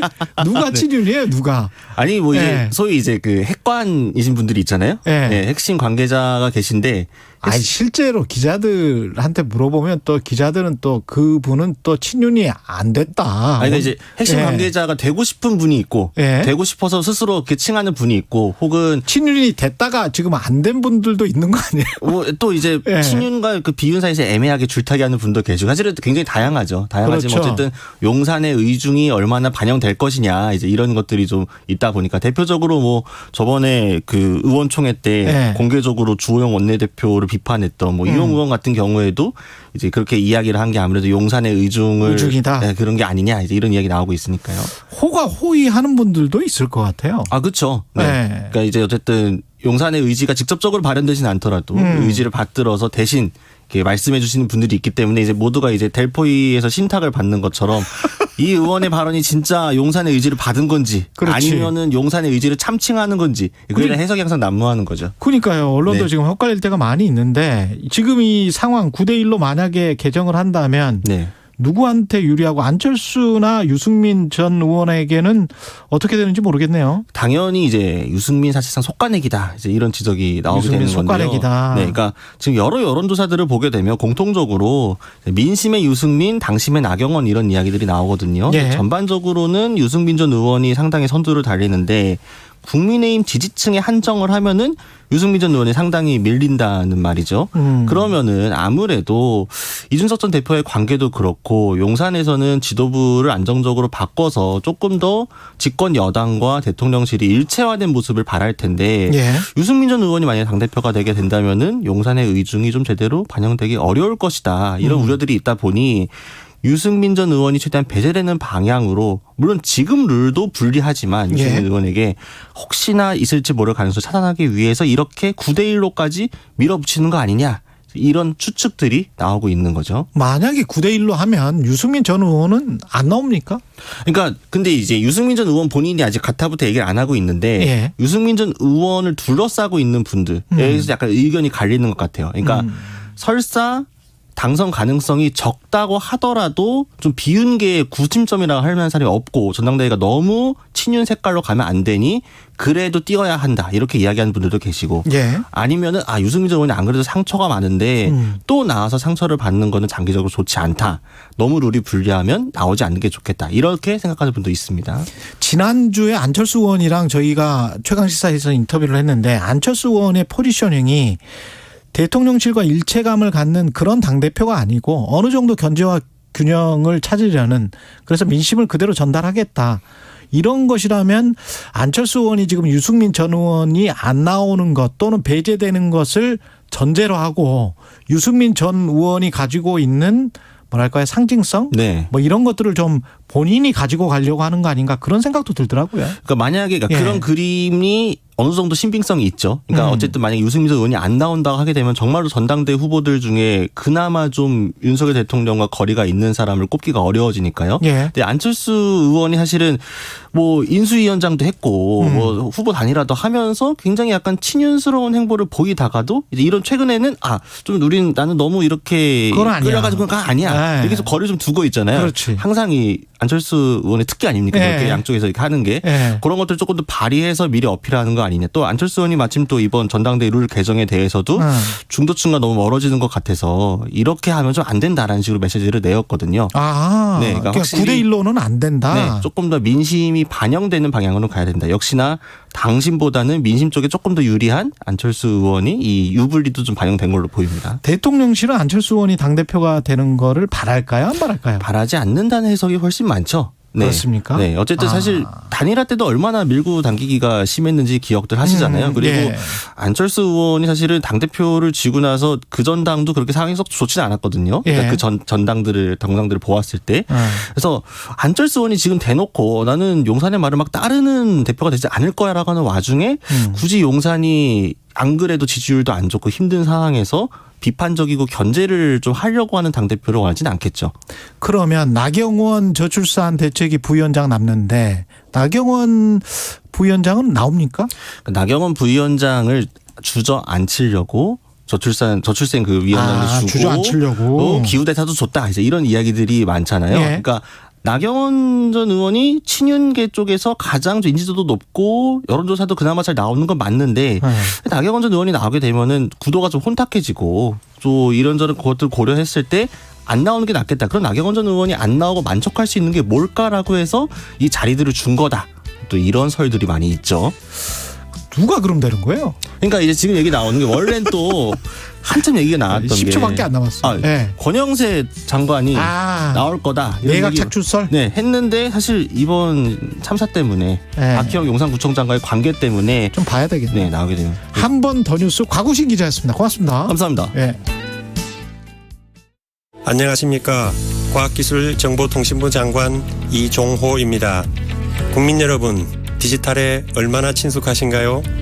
디지털 기술은 우리 산업과 사회 곳곳에 퍼져 있습니다.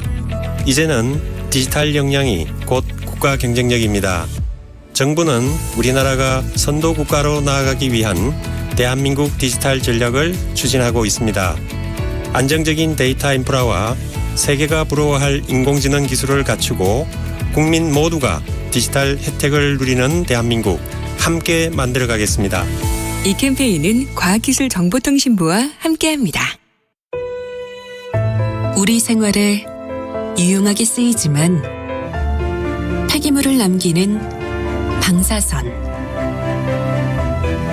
누군가 해야 하지만 아무나 할 수 없는 일. 방사성 폐기물 관리. 더 세심한 관리로 아이도 환경도 안전하게. 방사성 폐기물은 관리가 중요합니다. 방사성 폐기물을 안전하게 관리하는 한국원자력환경공단. 안녕하십니까? ESG를 실천하는 K-워터 캠페인 배우 최재원입니다. 여러분, 산간마을 슈바이처라고 들어본 적 있나요? 10년 넘게 소형학댐에서 방문 진료를 펼치는 의사 선생님 이야기인데요.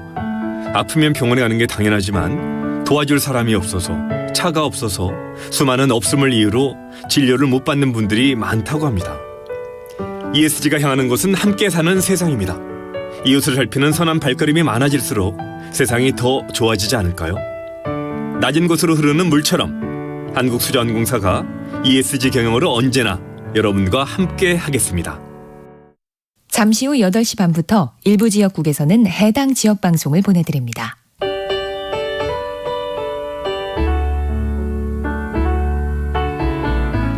한 해를 또 자신의 인생을 되돌아보기 좋은 계절입니다.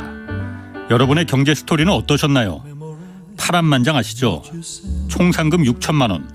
대한민국 경제 오디션에 여러분의 사연 보내주세요. 자세한 내용은 오후 4시 5분 홍사원의 경제쇼에서 확인해 주시기 바랍니다. 진행은 서툴지만 내용은 알찹니다. 진실의 편에서, 정의의 편에서, 약자의 편에서 뉴스를 전합니다. 주진우 라이브와 함께 더 많이, 더 오래 웃었으면 좋겠습니다. 매일 오후 5시 5분 KBS 1라디오 주진우 라이브. 지금 시각은 8시 30분입니다. KBS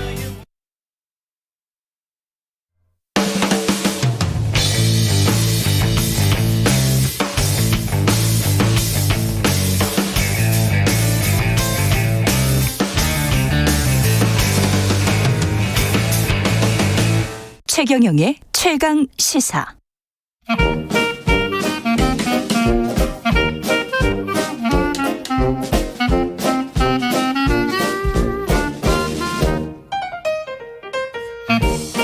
네, 최경영의 최강 시사 경제합시다. 월요일은 명쾌한 경제 이야기 해보고 있습니다. 오늘은 박정호 명지대학교 특임 교수 나와 계십니다. 안녕하십니까? 예, 안녕하세요. 예. 정치권에서 뜨겁게 논쟁 중인 게 소식인데요. 성일종 정책위 의장 아까 만나서 이야기를 해봤는데, 전화로 이야기를 해봤는데, 금투세 관련해서 오늘은 이게 뭐가 문제고 왜 서로 간에 저렇게 논쟁을 하고 있는지, 그리고 우리 주식시장에는 어떤 영향을 미칠지 좀 이야기를 들어보겠습니다. 일단 금투세가 뭐죠, 이게? 예, 그 금융투자 소득에 대해서 과세를 하겠다라는 이제 그런 건데요. 아니 그럼 그동안 금융투자 소득에 대해서 과세를 안 했느냐라고 하면 과세한 게 있고 과세를 안 한 게 있습니다. 소득세법으로 기준으로 따져보면요, 우리가 이자 소득하고 배당 소득은 그동안 과세를 해왔습니다. 했죠. 예. 그런데 주식이나 채권이나 뭔가 매매를 통해서 시세 차익을 얻는 거 있잖아요. 양도소득. 예. 그 시세 차익에 대한 부분에 대해서는 그동안 과세를 통상적으로 안 해왔어요. 물론 뭐 비상장 주식에 대한 거래라든가 해외 주식에 대한 거래로 인한 매매 차익에 대해서 과세한 부분이 있죠. 국세청이 그건 과세 있지. 예. 그렇지만 통상적으로 상장되어 있는 주식, 그다음에 채권, 파생 상품을 통한 거래로 인한 뭐 매매 차익, 이거에 대해서는 그동안 과세를 안 했었거든요. 그랬죠. 양도소득은 과세를 안 해왔었는데 이거를 이제 포함시키겠다는 거였죠. 포함시키겠다. 그런데 이제 금융투자 소득에 관해서 과세를 하겠다. 근데 그걸 그 과세하겠다는 그 세금을 또 2년 동안 유예해 주겠다는 거는 과세를 2년 동안은 안 하겠다. 네, 맞습니다. 이런 말이죠. 예. 좀 저는 뭐 정치 잘 알지도 못하고 최 기자님 뭐 저랑 방송 몰라요? 많이 했지만 제가 뭐 정치 얘기 잘 안 하잖아요. 근데 이번에는 정말 또 좀 약간 할 수밖에 없다.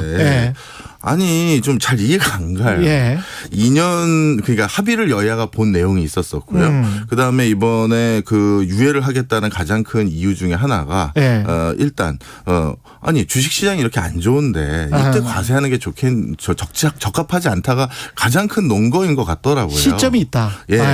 그러면 예를 들어서 그 처음 합의 봤을 때는 주식시장이라는 게 폭락하거나 폭등하거나 이럴 수 있는 시장이라는 걸 몰랐는지에 대한 참 안타까운 마음이 들어요.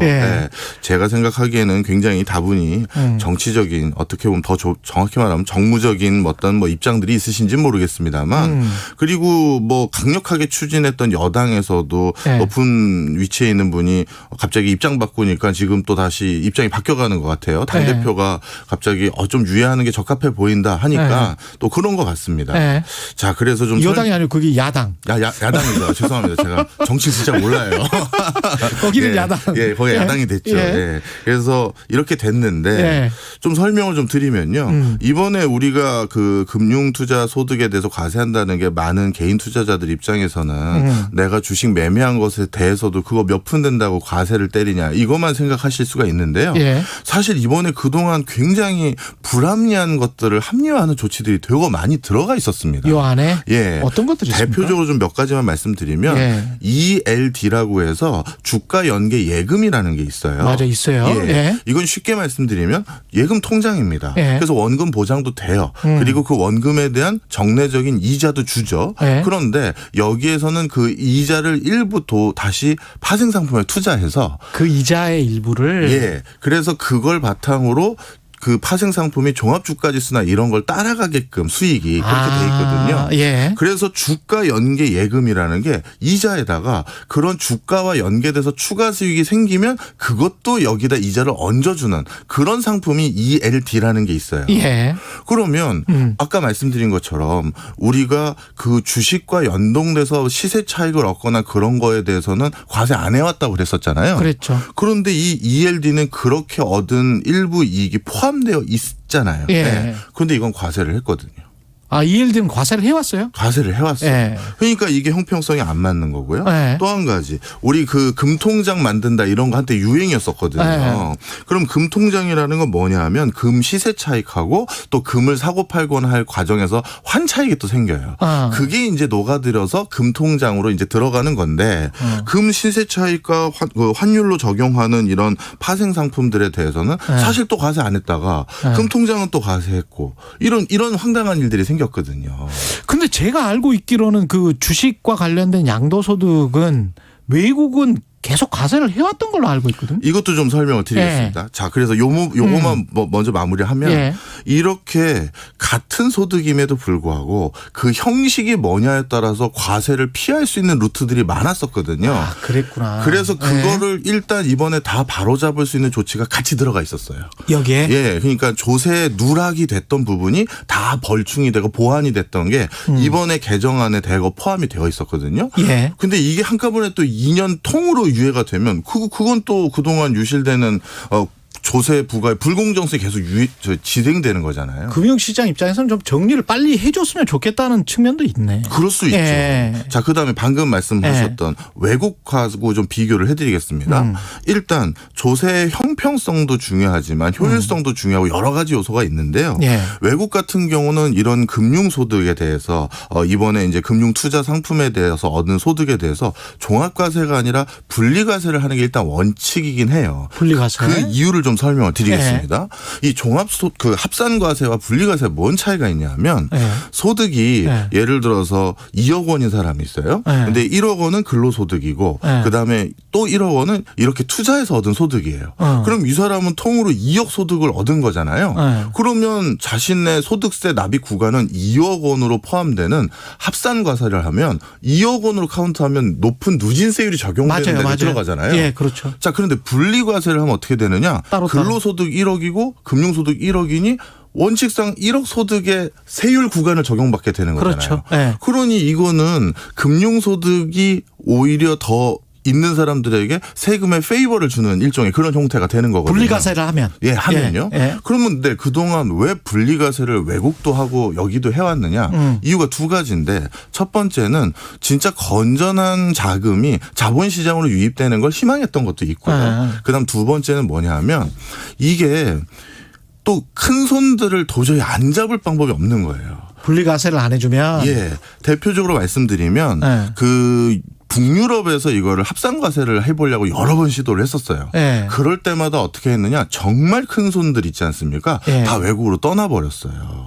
쉽게 얘기해서 이자 소득하고 배당 소득은 과세하고 자본 소득은 과세 안 하네. 또 외국에 있는 내 소득은 이중과세가 돼버리거든요. 거기서 세금을 낸데 여기 또 세금을 내면. 그렇죠, 그렇죠. 그러다 보니까 그쪽에 더 싼데 세금을 낼 수 있는 데를 막 찾아가는 거예요. 네. 그러다 보니 북유럽의 뭐 이케아 회장이라든가 이런 대부호들이 자산을 내국에 와서 다시 투자하는 게 아니라 자꾸 외국에 보내버리는 거예요. 그랬죠. 예. 예. 그러다 보니 그 사람들에게 한 번에 어마어마한 세금을 때리지 않게 하기 위해서 분리과세하고 또 분할해서 납부할 수 있는 유예를 좀 주기 위한 또 목적이 있었고요. 또 한 가지는 실질적으로 거기 있는 그 뭐랄까요.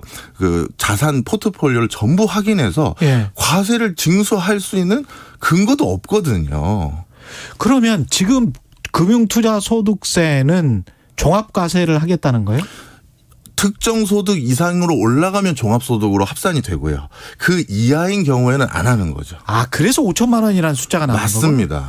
그러니까 5천만 원 이상 양도 소득의 차익을 누리면 그러면 내가 주식을 팔아서 5천만 원 이상을 벌었으면 그 해에는 종합소득을 내게 하겠다 이런 말입니까? 맞습니다. 그렇구나. 이게 이제 외국에서도 이제 미국에서도 이런 식으로 해요. 예. 일정 금액 이상이 되거나 예. 단기냐 장기냐에 따라서 이걸 나눠서 예. 미국 같은 경우는 장기로 또 투자한 경우에는 세율 적용을 또 낮춰줘요. 0%에서 20% 사이에서.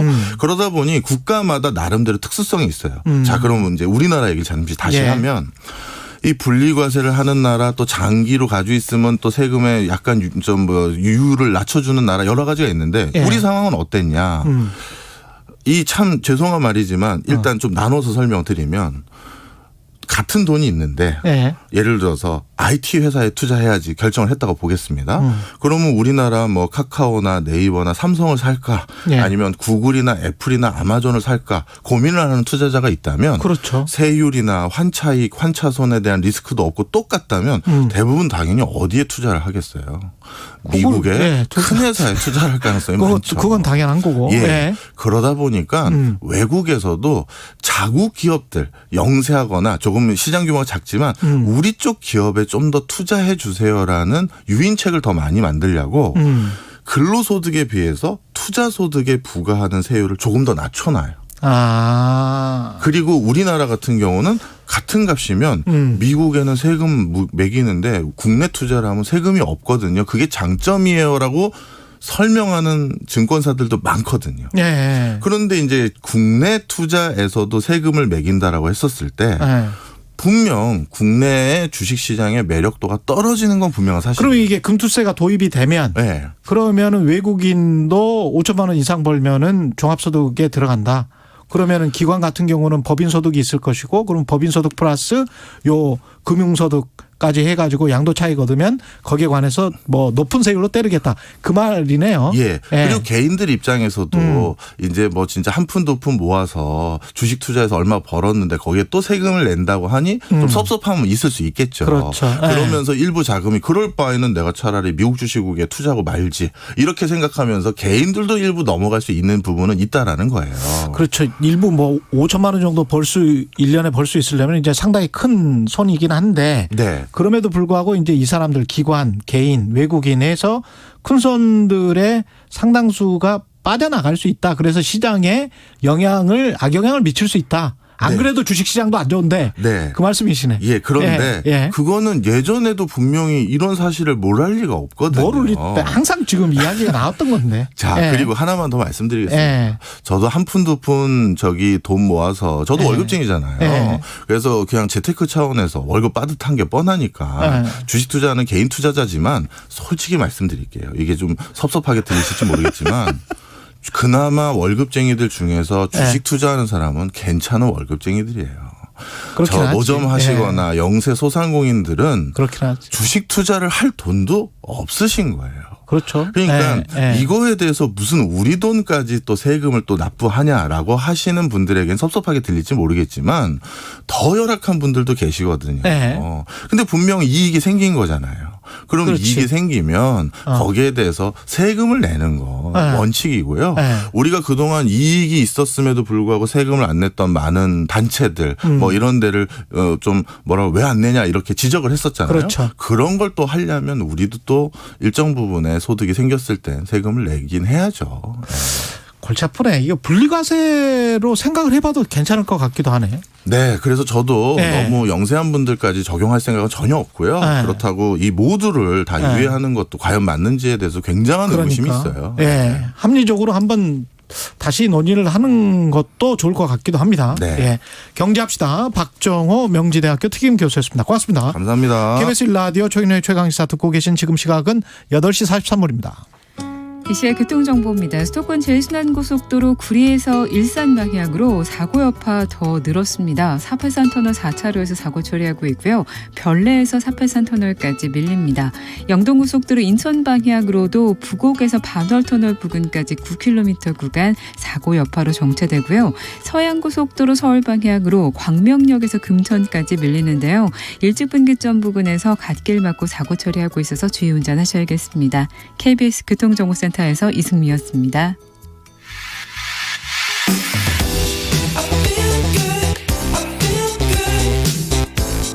세상에 이익이 되는 방송 최경영의 최강 시사.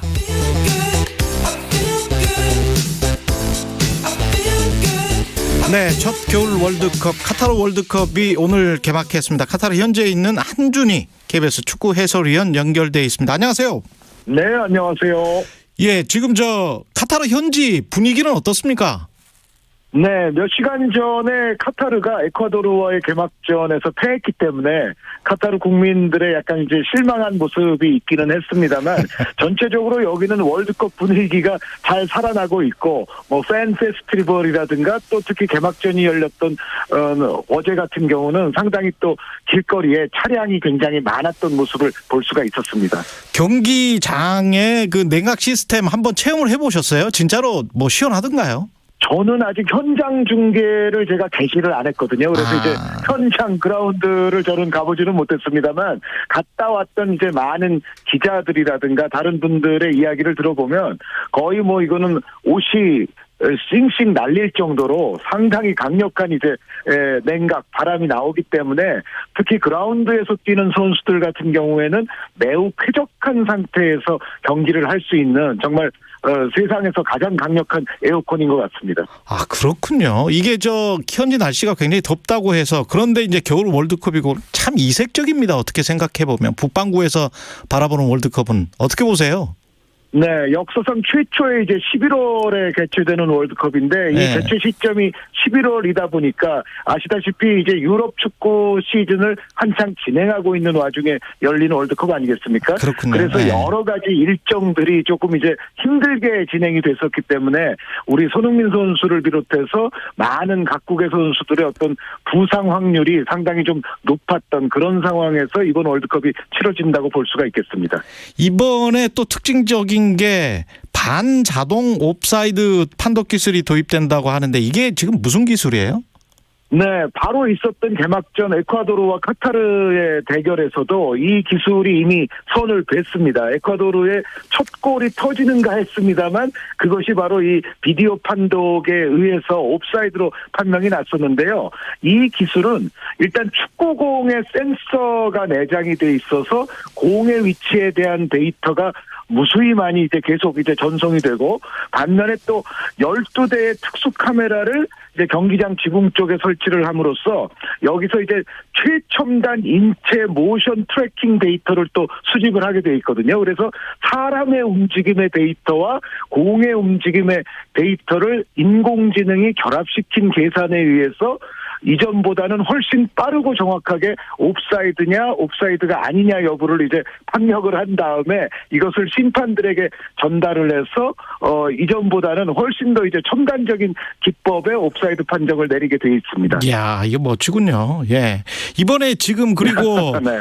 러시아는 지금 이번 월드컵에도 못 나오죠? 아, 그렇습니다. 러시아는 이미 이제 유럽 예선 과정에서 결국 징계를 받게 됐었는데요. 사실 러시아가 폴란드와 월드컵 이제 본선 진출을 위한 준 플레이오프까지는 올라갔었습니다. 하지만 여기서 이제 러시아가 징계를 받는 바람에 폴란드가 그 상황에서 이제 부전승이 되었던 것이고 또 폴란드가 이후에 이제 플레이오프에서 스웨덴을 꺾고 지금 본선에 진출을 해 있는데 러시아는 결국은 예선 최종 단계 정도에서 징계를 받아서 아예 거기서부터 이미 탈락을 했었습니다. 우리 팀 소식도 좀 알아봐야 될 것 같은데 우리 팀이 지금 오는 24일 밤에 우루과이 28일에 가나 12월 2일에 포르투갈인데 어떻게 보십니까? 일단 대진우는? 이 조가 처음 조편성이 됐을 때 제가 KBS에서 조편성 방송도 했습니다만 그때 제가 했던 의견과 그때 제가 말했던 의견과 지금의 저의 의견은 똑같습니다. 그러니까 월드컵 본선에 나오는 팀치고 이 정도의 조편성에 불만을 가져서는 안 된다. 그러니까 예를 들어 이제 일본 같은 경우에 코스타리카도 있습니다만 스페인, 독일과 더불어 한 조 아닙니까? 예. 그리고 이번에 카타르 개최국만 하더라도 오늘 에콰도르에게 이미 패했습니다만 에콰도르, 세네갈, 네덜란드거든요. 그러니까 다른 이제 아시아 팀들이 들어간 조들을 보면 이란 정도를 제외하면은 사실 우리보다 어려우면 어려웠지 쉬운 조가 없어요. 그래서 사실 이 정도 조편성이라면 우리도 불만을 터뜨려서는 안 되고 다만 이제 포르투갈, 우루과이 이 두 팀은 분명히 강호임에 틀림이 없고 여기에 가나까지도 점점 이제 전력이 강화되는 모양새이기 때문에 기본적으로 힘든 조인 것만큼은 틀림이 없습니다. 근데 조 편성의 불평을 할 수는 없지만 정말 객관적으로 우리 팀은 괜찮습니까? 잘합니까? 정말 객관적으로. 아주 객관적으로 말씀드리자면, 저는 그것도 이제 조편성 당시부터도 이런 말씀을 드렸습니다만, 우리의 본선에서 16강을 갈 수 있는 가능성은 저는 한 35% 정도로 보고 있거든요. 그러니까 이게 이제 50%가 넘게 되면은 우리가 갈 확률이 높다는 건데, 그보다는 조금 이제 우리가 낮은 위치에 있다는 것이 저의 이제 객관적인 평가입니다. 일단 포르투갈은 액면가 자체로만 보면 멤버로만 보면은 사실은 우승 후보 중에 하나라고 해도 과언이 아닐 정도로 이제 호화 멤버를 구축하고 있는 팀이 포르투갈이고, 우루과이 같은 경우도 지금 신구조화가 잘 이루어지면서 상당히 탄탄한 전력을 과시하고 있고 또 감독 교체가 상당히 성공적이었습니다. 여기에 이제 가나는 많이 알려져 있습니다만 이전에 가나를 선택하지 않았던 선수들을 끌어오는 데 성공함으로써 요소마다 상당히 지금 강화가 돼 있는 상황이거든요. 그래서 우리에게도 이제 험난한 여정이 기다리고 있는 것은 뭐 틀림이 없다는 생각입니다만, 그렇다고 해서 대한민국이 그러면 아예 못할 조냐? 그것은 아니다라고 저는 틀림없이 말씀드리고 싶습니다. 이거는 객관적으로 말씀하실 필요 없는데 최선의 시나리오는 뭡니까? 최선의 시나리오는 2승 1패 뭐 어떻게 보세요? 2승 1패라면은 정말 그거는 베스트 오브 베스트 시나리오라고 볼 수가 있겠고요. 일단 대한민국은 첫 경기 우루과이전에서 승점을 획득하면서 대회를 출발하는 게 굉장히 중요하겠습니다. 그러니까 승점의 획득이라고 한다면 물론 베스트는 우루과이를 꺾는 것이 가장 베스트입니다만 적어도 지지 않으면서 1점을 가진 상태로 이제 두 번째 경기, 세 번째 경기에 임할 필요가 있겠다는 생각인데, 그러니까 이제 더더욱 우루과이전에서의 성패 여부가 우리의 이제 16강 진출 가능성을 위해서는 굉장히 결정적인 한 판이라고 볼 수가 있겠습니다. 우루과이도 때 뭐 참 뛰어난 팀인데 이거 강점은 뭐라고 보십니까? 거기에 대해서 우리 팀만이 가지고 있는 강점, 우루과이. 우리는 아무래도 우루과이를 상대할 때 기본적으로 스피드 면에서 우리가 좀 우위를 가져야 된다고 봅니다. 그러니까 아무래도 최근의 우루과이가 사실 예전의 우루과이는 조금 수비적인 경향이 강했습니다만 최근의 우루과이는 상당히 적극적이고 공격 성향이 강해졌거든요. 그러니까 우루과이 입장에서도 자신들의 뒷공간을 좀 열어준 상태에서 경기를 하는 시간이 분명히 있을 것이고, 여기서 우리가 템포 빠른 공격 전환을 통해서 스피드의 우위를 보여야만이 우리가 우루과이와는 좋은 결과를 낳을 수 있을 것 같습니다. 가나는 어떻게 분석하십니까? 유럽 리그에서 뛰던 선수들도 굉장히 많은 것 같은데 여기도. 네, 가나 같은 경우는 1년 전 기준으로 하자면은 제가 우리가 분명히 가나보다 낫다라고 말씀드렸던 바가 있었거든요. 그런데 뭐 다들 아시는 바대로 요소의 좋은 선수들을 많이 추가함으로써 지금의 우리와 가나의 전력 대 전력의 비교는 사실은 거의 이제는 5대5 가까이 됐다는 생각입니다. 그래서 가나와 우리의 대결은 피차 서로가 서로를 반드시 넘어야 하는 승부이기 때문에 우리의 입장에서는 역시 골을 넣을 수 있는 확률이 가장 높은 선수들로 공격적인 라인업을 과감하게 구성해서 가나와는 정말 맞불 승부에서 우리가 승리를 거둬야만 하겠다는 생각입니다. 벤투 감독이 지금 포르투갈 출신이어서 이게 이점이 될까요? 우리한테? 저는 벤투 감독의 국적이 포르투갈이라는 사실은 사실상 거의 아무 영향도 미치지 않는다고 생각합니다. 그러니까 예전 같으면은 벤투 감독이 포르투갈 감독이니까 뭐 포르투갈 선수들에 대해서 잘 파악을 하고 있을 것이다 뭐 이런 얘기를 할 수 있겠습니다만, 요즘은 워낙에 이 정보가 많은 시대이기 때문에 뭐 감독의 국적이 굳이 포르투갈이 아니더라도 포르투갈 선수들에 대해서 우리가 일거수일투족 뭐 여태까지 해왔던 모든 경기들에 대해서 상세히 알 수가 있거든요. 그래서 사실상 뭐 포르투갈 감독이기 때문에 우리가 특별히 더 유리할 것도 없고 특별히 뭐 우리가 불리해질 이유도 전혀 없다고 저는 생각하고 있습니다. 손흥민 선수는 풀타임으로 뛸 수 있을 것 같으세요? 아니면은 교체 멤버로 어떻게 될 것 같습니까? 저는 손흥민 선수가 사실 우루과이전부터 등장할 것이라고 예상하고 있는 사람 중에 한 명입니다만 손흥민 선수의 현재의 정확한 상태는 벤투 감독과 지금 대한축구협회 입장에서도 거의 뭐 함구령을 내려 있는 상태이기 때문에 사실 지금 현재 우리 기자분들도 많이 와 있기는 합니다만 손흥민 선수의 지금 현재의 정확한 몸 상태에 관해서는 우리 기자들도 사실은 잘 모르는 상황입니다. 그래서 우리가 뭐 알 수는 없지만 제가 추정컨대는 손흥민 선수의 어떤 열정, 의지 그리고 벤투 감독의 전술에 있어서의 손흥민 선수의 어떤 필요성 이런 부분들을 종합 고려해 봤을 때는 저는 웬만하면 손흥민 선수가 아마 첫 경기부터 모습을 드러내지 않겠나라고 일단 예상은 하고 있습니다. 네, 기대가 됩니다. 마지막으로 이번 월드컵 더욱 즐길 수 있는 꿀팁 하나만 남겨주십시오.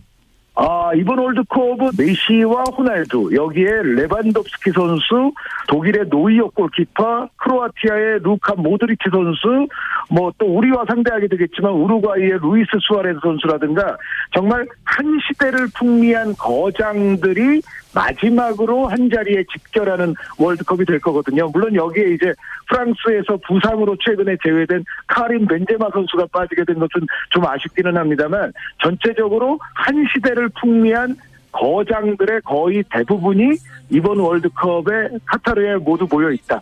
이런 점을 또 눈여겨보시면 상당히 흥미진진하게 월드컵을 보실 수 있을 것 같습니다. 네, 카타르 현지에 나가 있는 한준희 KBS 해설위원이었습니다. 고맙습니다. 네, 감사합니다.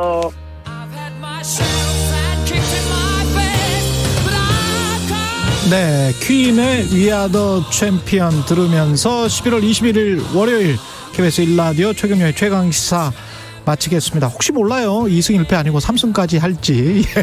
희망은 그거 원대하게 가져봅시다. 예, 내일 아침 7시 20분에 다시 돌아오겠습니다. 고맙습니다.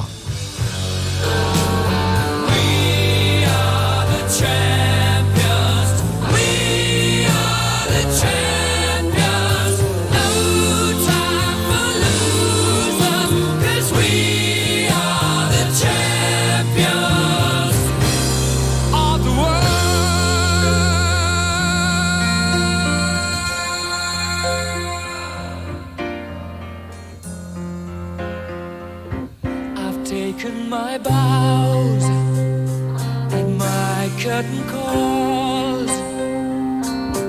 You brought me fame and fortune and everything that goes with it.